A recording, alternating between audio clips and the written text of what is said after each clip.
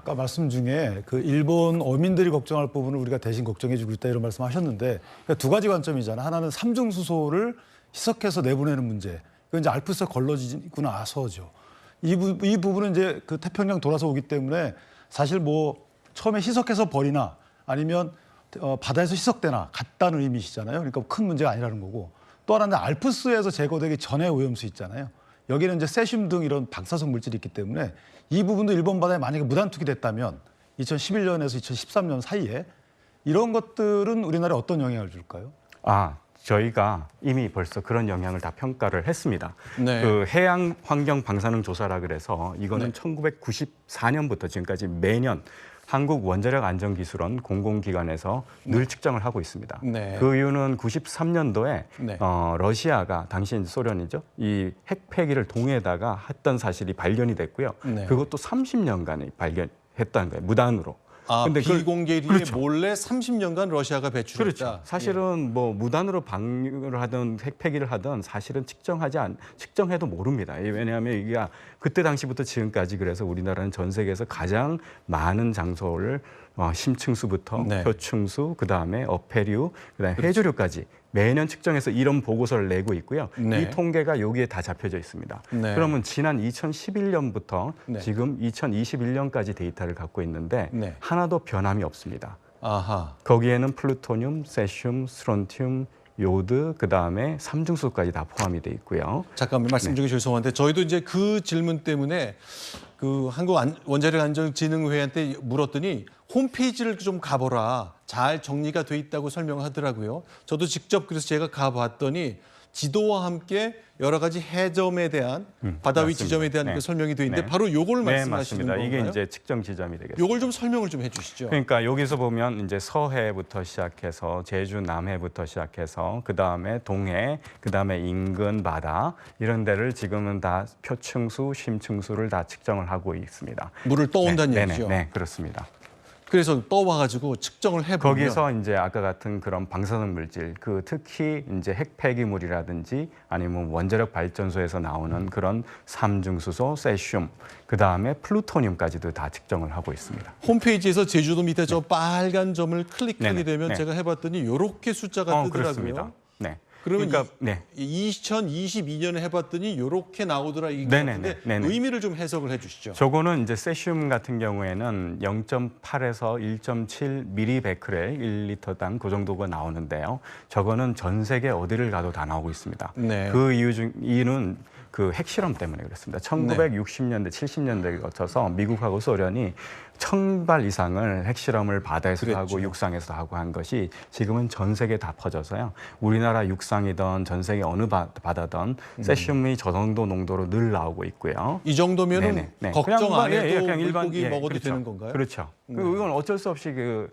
1960년대 이후부터 모든 네. 전 세계인이 먹고 있는 농도고요. 네. 그다음에 삼중수소도 저게 0.077에서 0.03 범위는 네. 우리가 먹는 생수의 한 10분의 1에서 5분의 1 정도 범위입니다. 네. 그러니까 바다는 우리가 강물에 비하면 이 강물에서 이제 주로 빗물에서 삼중수소가 떨어져서 바다로 가서 자연적으로 이제 사라지는 게 우리가 삼중수소의 자연 방사성 경로인데요. 네. 그 수준입니다. 그러니까 우리가 먹는 생수의 한 5분의 1에서 10분의 1 정도 농도로 늘 유지되고 있습니다. 그럼 이게 이제 2022년 건데 네. 그냥 저희가 그동안 나왔던 정보와 기사들을 종합해 보면 2011년에 후쿠시마가 터졌기 때문에 그게 이제 해류를 따라 돌 테니까 네.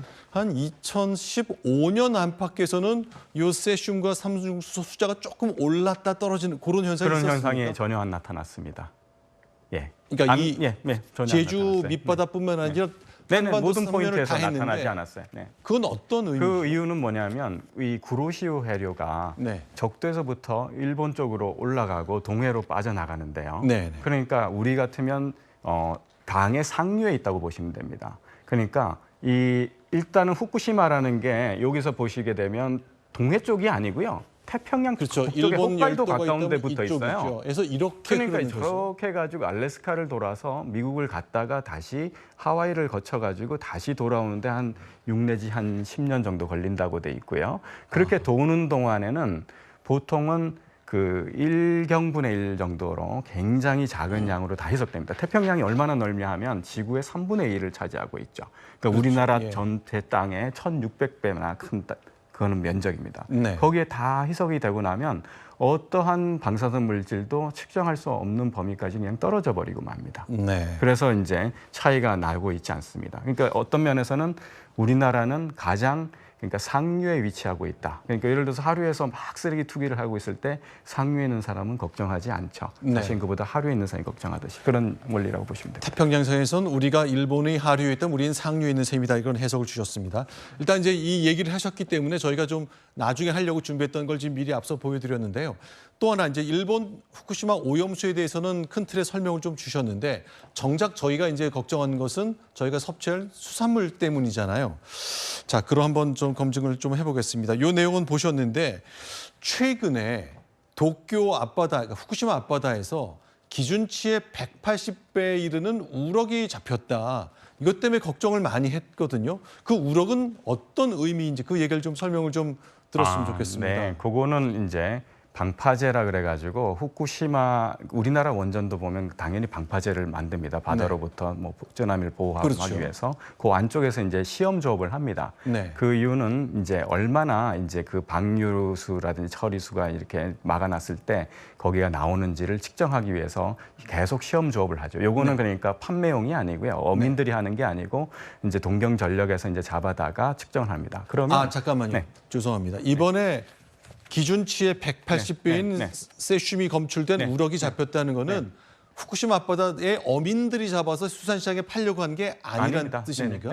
네.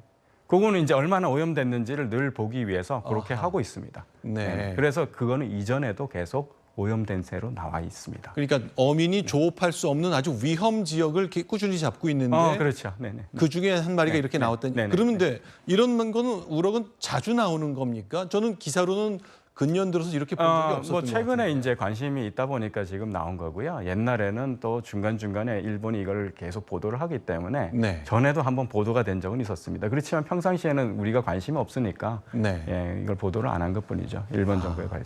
그러면 실제로 수산물을 잡았을 때 얼마나 방사능 물질을 갖고 있느냐, 뭐 계속 축적이 되는다, 또 포식 단계에 따라 그것이 축적될 것이다, 뭐 다양한 얘기들이 나오고 있는데 관련된 질문을 좀 드려보겠습니다.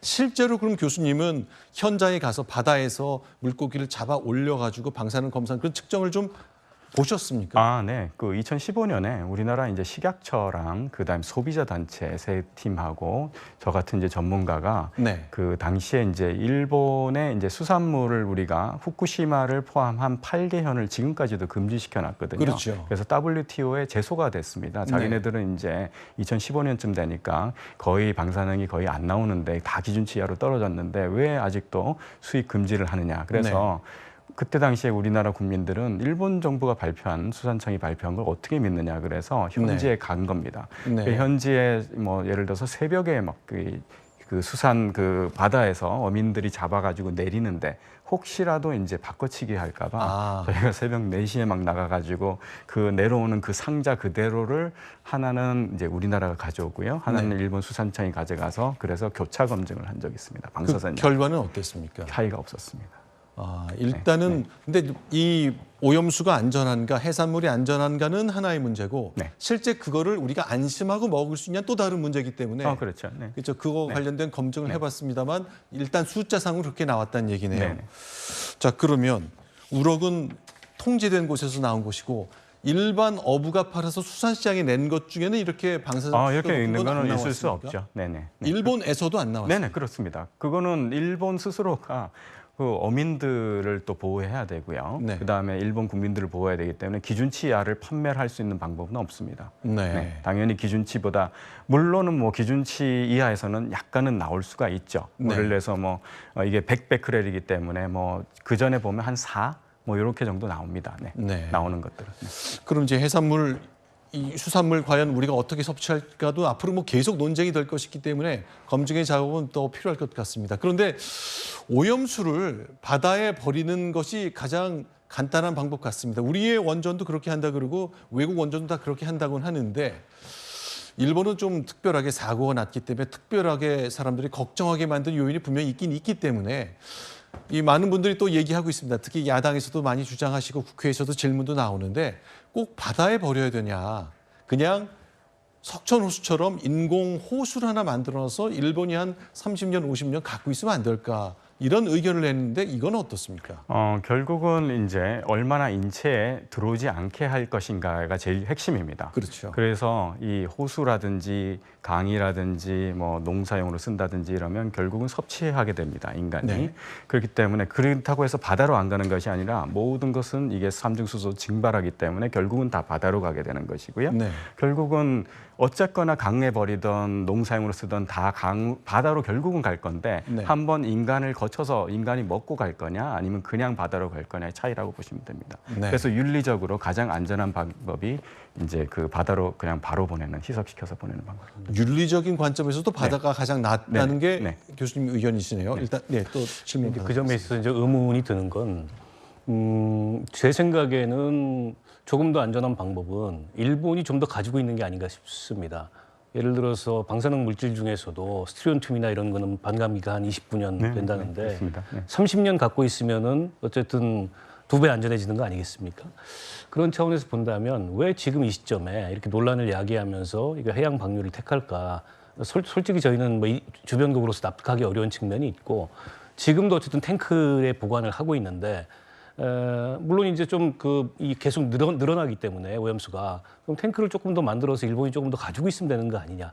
아니면 과거에 이제 체르노빌 때 그걸 이제 석관으로 봉해가지고 밀봉을 했는데 그런 방법도 있을 수 있는데 왜 굳이 이거를 그 해양에 흘려 보내느냐? 결국에는 가장 값이 싼, 그러니까 비용 면에서 가장 효율성이 있는 이런 처리 방법을 일본이 택하다 보니까 주변국들의 우려에도 불구하고 이제 이렇게 방류를 하는 거 아니냐 이런 지적이 있거든요. 거기에 대해서는 우리 교수님 의견이 어떠신지?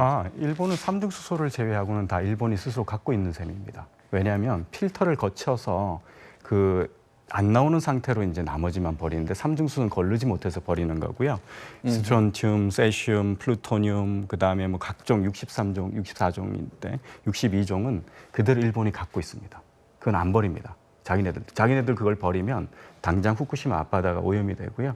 당장 후쿠시마의 경제적 타격부터 시작해서 환경적 오염이 굉장히 큰일이 납니다.